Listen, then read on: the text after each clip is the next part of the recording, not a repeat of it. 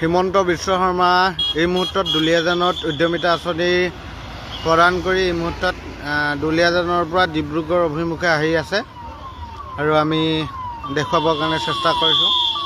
এয়া হিমন্ত বিশ্ব শৰ্মা আহি আছে কনভয়। এয়া প্ৰথমখন বাহন গৈ আছে, এয়া দ্বিতীয়খন।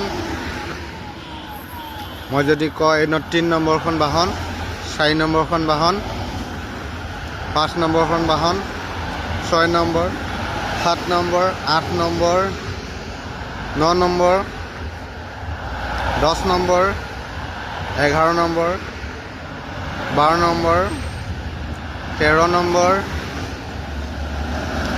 14 নম্বৰ, 15 নম্বৰ,